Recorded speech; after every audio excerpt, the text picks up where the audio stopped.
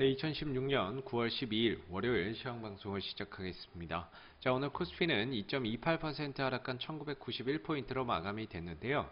자, 아무래도 지난 주 마감됐었던 미국 증시에서 또다시 한 번 더 금리 인상에 대한 가능성이 또 높아지면서 전반적으로 시장이 지난주 미증시가 한 2% 하락하는 모습들을 나타냈고요. 이에 연동해서 우리나라 증시도 약세 출발을 했습니다만은 여기에 덧붙여서 삼성전자의 갤럭시 노트 요 부분들이 또다시 악재로 좀 작용을 했는데요. 삼성전자의 갤럭시 노트 7이 그러니까 사용을 하지 말라라는, 사용을 중지하라는 이런 권고, 이런 이야기가 나오게 되면서 또다시 굉장히 또 시장의 악재로 작용을 하는 모습인데요.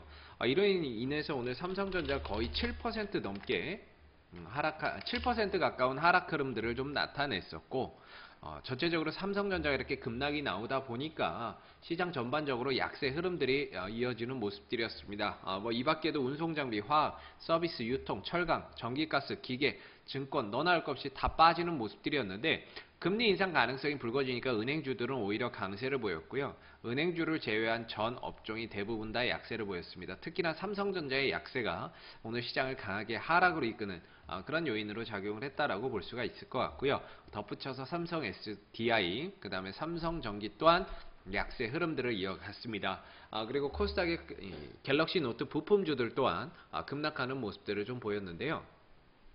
수급을 보시게 되면은 외국인들이 한 2186억 정도의 매도를 보였고, 선물에서도 3400억 넘는 매도의 흐름들을 나타냈습니다. 자, 그래서 외국인들이 그동안에 우리나라 시장을 좀 떠받드는 그런 역할을 했는데, 이 외국인들이 매도로 전환을 하게 되면서 굉장히 또 힘든 그런 시장의 흐름들이 만들어지고 있는 상황이고요.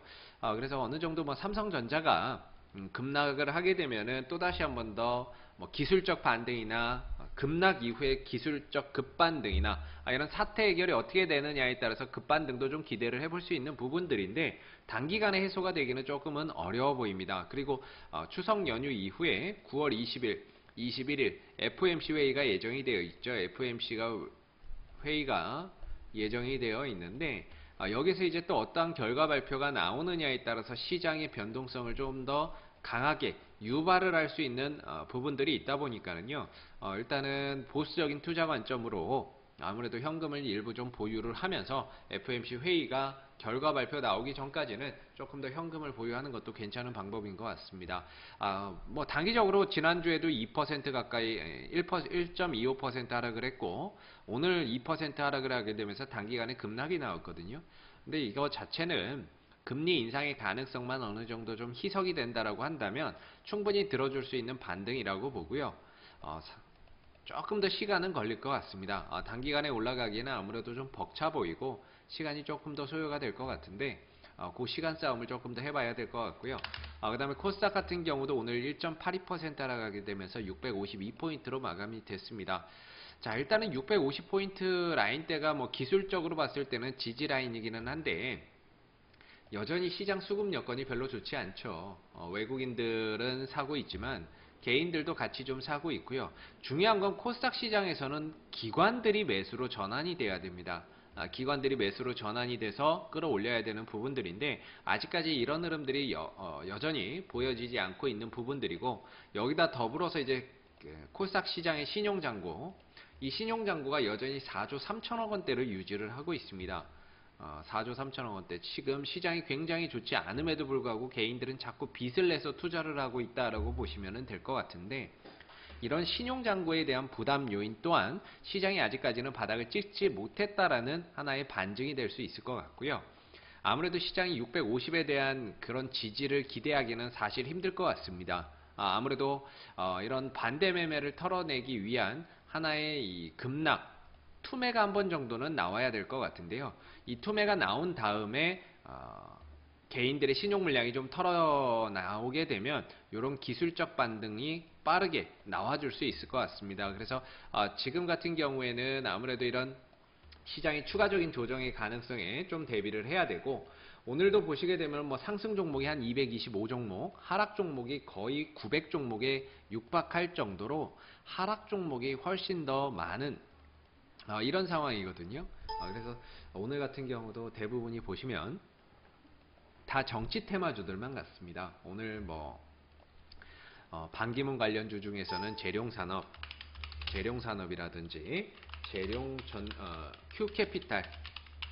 큐캐피탈도 상한가에 들어가는 모습이었고요. 고려 포리머 이런 것들도 상한가에 들어갔고, 부산주공, 그다음에 파인 DNC 이런 종목들이 반기문 관련주로 엮이면서 이제 또 상한가에 들어갔던 모습이고요. 그다음에 이제 안희정 관련주로 엮이는 대주산업, 그다음에 백금 TNA 이런 관련주들도 오늘 강세의 흐름들을 나타내는 모습들이었습니다. 자, 그만큼 지금은 사실 시장이 가는 종목들은 거의 없다라고 보시면 됩니다. 대부분이 가는 종목들 대부분이 다 누구누구 관련주, 정치 테마주, 누구누구 관련주로 엮여서 가는 종목이다 보니까 상당히 지금 시장이 어렵다라는 거죠. 비이상적인 종목들만 가고 정상적인 종목들은 오히려 조정받고 쉬어가는 모습들이기 때문에 지금 상황에서는 아무래도 정치 테마주가 아니면 수익 내기가 굉장히 조금 힘들 것 같습니다. 그래서 정치 테마주에 대한 비중을 많이 담아갈 수는 없지만은요. 그래도 이런 상황 속에서는 정치 테마주들을 통해서 짧게 끊어서 매매를 하면서 수익을 빠르게 좀 챙겨가고, 그러면서 현금을 좀 더 보유를 하면서 추가적인 조정에 좀 대비를 해야 되는 그런 시장인 것 같고요. 오히려 조정이 강하게 나오거나 떨어졌을 때 그때를 역이용해서 기회장으로 여기고 매수를 적극적으로 들어가는 그런 전략들이 지금은 조금 더 필요한 시점이 아닌가라는 생각이 듭니다. 자, 오늘 2016년 9월 12일 월요일 시황방송은 여기서 마무리를 하도록 하고요. 저는 다음 시황방송 시간대에 다시 찾아뵙도록 하겠습니다. 자, 오늘 고생들 많으셨습니다.